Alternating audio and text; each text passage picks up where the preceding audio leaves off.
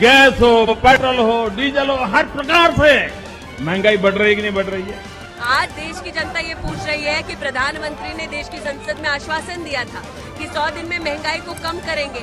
फिर बार बार करीबन 17 से 18 बार प्रधानमंत्री के कार्यालय ने और कांग्रेस की सरकार ने दाम क्यों बढ़ाए हैं? आपको 75-80 रुपए का पेट्रोल चाहिए कि 35 रुपए का?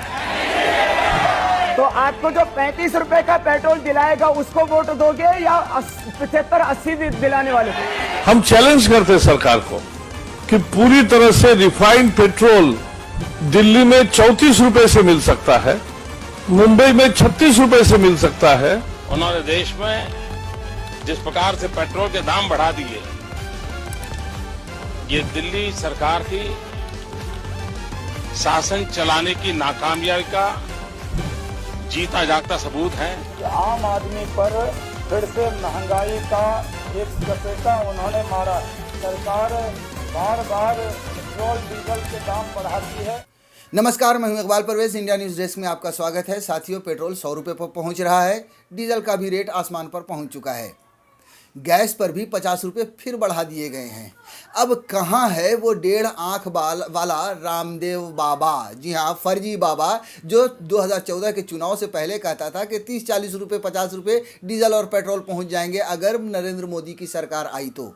अब कहाँ है वो बाबा जो इस तरह से प्रोपेगेंडा करता था, फैलाता था दूसरी सरकार के खिलाफ, यानी कांग्रेस की सरकार के खिलाफ? अब जब कच्चे तेल की कीमत इतना नीचे है, फिर भी 100 के पास पहुंच गया है पेट्रोल, फिर भी 80-90 पहुंच रहा है डीजल। अब कहाँ है 1.5 आंख वाला काना बाबा रामदेव?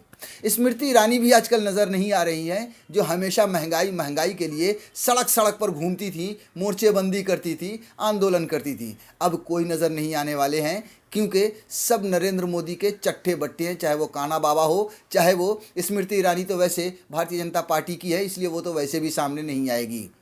लेकिन विपक्ष खुलकर विरोध कर रहा है। जी हाँ, विपक्ष इस पर खुलकर विरोध कर रहा है, और जायज़ भी है, क्योंकि जो सरकार महंगाई के खिलाफ चिल्लाती थी, अब उसके राज में कमर तोड़ यानी आसमान छूने वाली महंगाई पहुंच चुकी है। हम आपको लेकर चलते हैं कांग्रेस की एक प्रेस कॉन्फ्रेंस में, जहां पर सिलेंडर के साथ बाज़ाब्ता प्रेस कॉन्फ्रेंस की गई। आइए अब उस प्रेस कॉन्फ्रेंस की कुछ झलक देखिए। नरेंद्र मोदी जी की निर्मम, असंवेदनशील और अनैतिक सरकार ने किसानों के साथ तो अन्याय करने की ठान ही ली है और हर तरह का अन्याय, हर तरह की बर्बरता कर रहे हैं। पर अब देश के हर चूल्हे चौके, हर गृहिणी, हर आम आदमी की कमर तोड़ने का भी फैसला कर लिया, हर चूल्हे चौके में आग लगा दी है।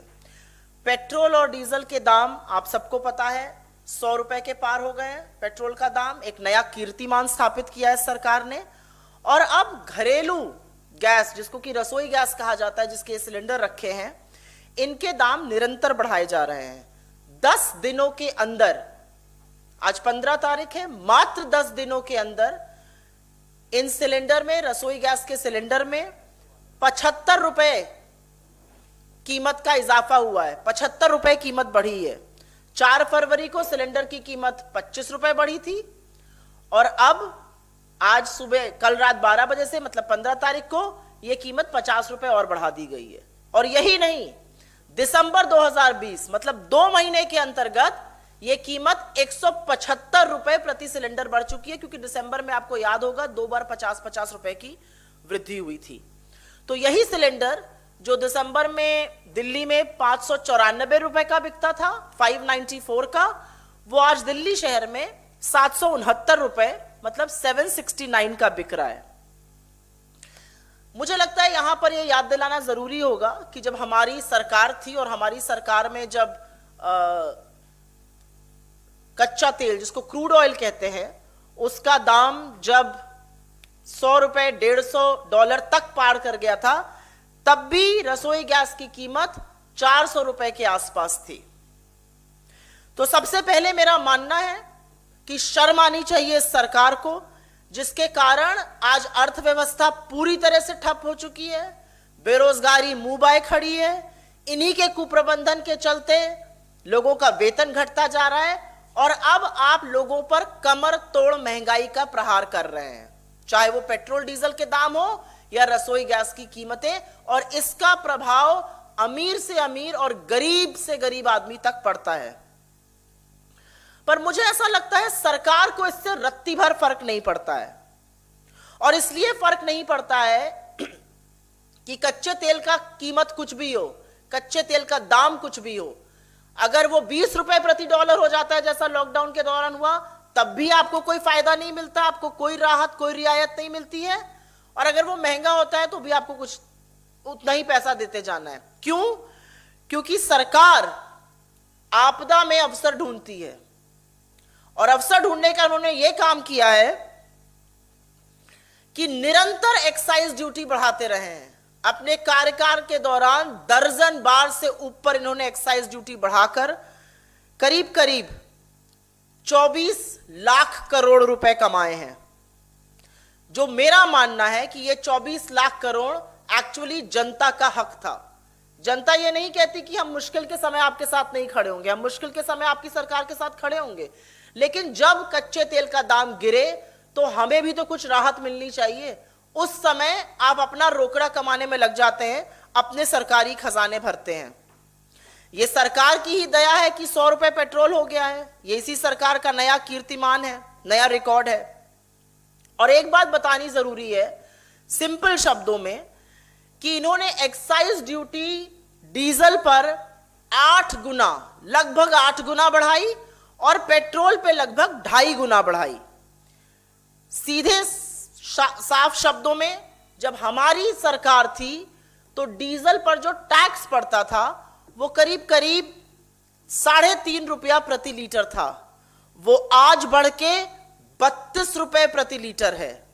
और पेट्रोल पर जो टैक्स करीब करीब 9 रुपए प्रति लीटर पड़ता था वो आज बढ़ के 33 रुपए प्रति लीटर है।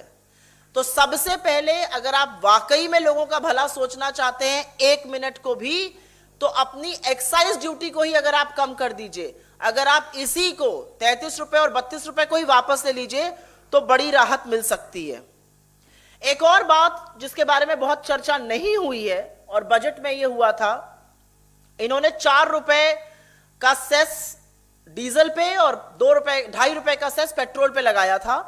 और यह कहा गया था कि 2.5 रुपए का पेट्रोल पे, 4 रुपए का डीजल पे लगाया गया था, और यह कहा गया था कि इससे आम आदमी को फर्क नहीं पड़ेगा। लेकिन यह एक बहुत सिनिस्टर प्लॉट था। यह प्लॉट इसलिए था, और मैं इसको कहती हूं कि यह षड्यंत्र इसलिए था क्योंकि यह सेस लगाया गया था, एक्साइज ड्यूटी स्ट्रक्चर को चेंज किया गया। तो एक्साइज ड्यूटी स्ट्रक्चर चेंज करने का क्या मतलब हुआ कि इसमें जो पैसा आएगा वो सिर्फ केंद्र सरकार रखेगी, और ये 4 और 2.5 रुपए की बढ़ोतरी का राज्य सरकारों को एक नया पैसा नहीं मिलेगा। मुझे यह भी लगता है कि आज अगर गृहिणी, आम आदमी, बच्चियां, लड़के, लड़कियां कोई भी खड़े होकर सरकार के इस कुप्रबंधन पर सवाल उठाए तो सबसे पहले तो उसको एक तगमा दे दिया जाएगा कि आप देशद्रोही हैं, आप सरकार से सवाल पूछ रहे हैं। दूसरा, उसके ऊपर यूएपीए सेडिशन चार्ज लग जाएगा। अगर आज आप कहिएगा बाहर जाकर कि भाई पेट्रोल और डीजल के दामों में इतनी बढ़ोतरी हो गई और रसोई गैस में आपने आग लगा दी है, तो आपको आतंकवादी घोषित भी किया जा सकता है इस सरकार के कार्यकाल में। लेकिन सच तो यह है कि सरकार को अर्थव्यवस्था की रत्ती भर समझ नहीं है। आप सबको पता है कि इन्फ्लेशन दिन दूनी रात चौगनी बढ़ोतरी कर रहा है। इन्फ्लेशन आरबीआई की जो 2 to 6% रेंज होती है, 4% उनका मीडियन है, उससे ऑलरेडी बढ़ चुका है। बढ़ते हुए इन्फ्लेशन का क्या मतलब है कि आरबीआई अब अंततोगत्वा रेट बढ़ाएगा। तो जो थोड़ी बहुत डिमांड आ भी सकती थी, जो थोड़ी बहुत मांग आप रिवाइव भी कर सकते थे, उस पर भी पानी फेरने का काम इस सरकार ने किया है। तो या तो इन लोगों को बिल्कुल समझ नहीं है, या समझ होते हुए भी ये जानबूझकर ऐसा करते हैं क्योंकि ये रत्ती भर इनको फिक्र ही नहीं है कि आम आदमी के साथ क्या होगा। मेरा एक सवाल है, और सवाल बहुत वाजिब है, कि क्या सरकारों का काम मुनाफाखोरी करना होता है और जनता की महंगाई से कमर तोड़ना होता है? और इसीलिए मेरा अपना मानना है कि जो उज्ज्वला में भी अगर आप देखिए 10-10, 14-14 करोड़ सिलेंडर रिफिल ही नहीं हुए, क्योंकि पैसा तो आपको देना ही पड़ेगा और लोगों के पास इतना पैसा ही नहीं है कि उज्ज्वला जैसे सब्सिडाइज सिलेंडर भी रिफिल करा सके आज की तारीख में। तो उसमें क्या हो रहा है कि लोग फिर से वही चूल्हा फूकने का और चूल्हा जलाने का काम कर रहे हैं। मुझे ऐसा लगता है कि कहीं ना कहीं अच्छे दिन का दंभ भरने वाले ये लोग आज अच्छे दिन का नाम लेने से कतराते हैं।